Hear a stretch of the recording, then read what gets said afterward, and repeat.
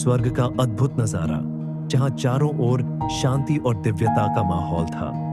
वहीं एक युवा गंधर्व, जिसका नाम सारंग था, अपनी सुमधुर सरनाई की धुनों से स्वर्ग की अप्सराओं को मोहित कर रहा था। उसकी सरनाई की हर तान मानो स्वर्ग के फूलों को और खिलाती और अप्सराओं के चेहरे पर मुस्कान बिखेरती। अप्सराएं उसकी सरनाई पर झूम उठती और उनकी आंखों में उसकी प्रशंसा साफ झलकती। एक दिन कुछ अप्सराएं सारंग को स्वर्ग के द्वार तक ले गईं। स्वर्ग और धरती के बीच की झलक ने उसे मंत्रमुग्ध कर दिया। धरती पर चलते फिरते इंसानों को देखकर उसने पहली बार महसूस किया कि वहां कुछ अलग है, कुछ ऐसा जो स्वर्ग में नहीं। अप्सराओं की जिद पर सारंग ने पहली बार स्वर्ग की सीमाओं को पार किया और धरती पर कदम रखा। वहां का माहौल बिल्कुल अलग था। फूल खिलते थे, लेकिन उनमें स्वर्ग जैसी चमक नहीं थी। हवा चलती थी, लेकिन उसमें स्वर्ग जैसी मिठास नहीं थी।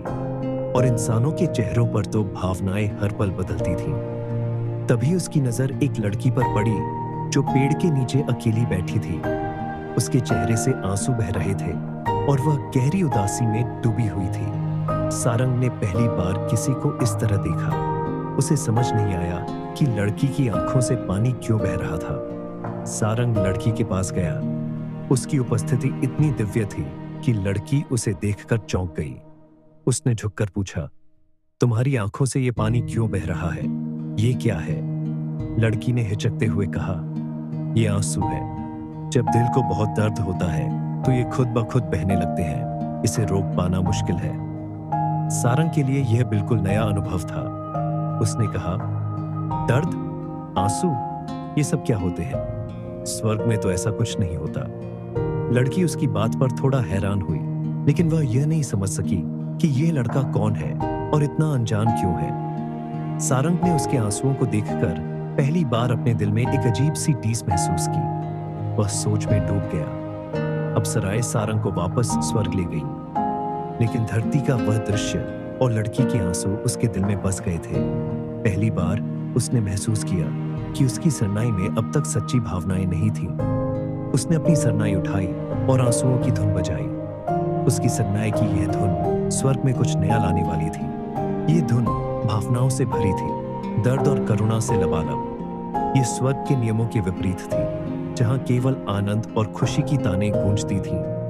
देवताओं को यह अनुचित लगा। देवताओं ने सारंग को बुलाया और गुस्से में कहा, तुमने स्वर्ग की शांति को तोड़ा है। आंसुओं की धुन यहां नहीं बजाई जा सकती। तुम्हें अपनी सजा भुगतनी होगी। 7 साल तक तुम धरती पर रहोगे और तभी लौट सकोगे जब अपने भावों को संतुलित करना सीखोगे। सारंग स्तब्ध रह गया। स्वर्ग से धरती पर जाने का आदेश उसे कड़वे अनुभव की तरह लगा, लेकिन उसके दिल में कहीं न कहीं उस लड़की के आंसुओं की छवि बसी हुई थी। सारंग की आंखें धीरे धीरे खुली। उसने खुद को एक घने जंगल में पाया। चारों ओर ऊंचे ऊंचे पेड़ थे, जिनकी शाखाएं आसमान को छू रही थीं। हल्की हल्की ठंडी हवा चल रही थी, लेकिन उसके लिए यह बिल्कुल अलग था। स्वर्ग की शांति और दिव्यता से दूर यहाँ सब कुछ अपरिचित और कठोर था। सारंग को जंगल में अकेले रहना बहुत कठिन लगा। उसे रात में ठंड से कांपते हुए पेड़ के नीचे सोना पड़ता था। कोई नर्म बिस्तर नहीं था, न ही खाने के लिए कुछ। भूख और थकावट उसके शरीर को कमजोर कर रही थी।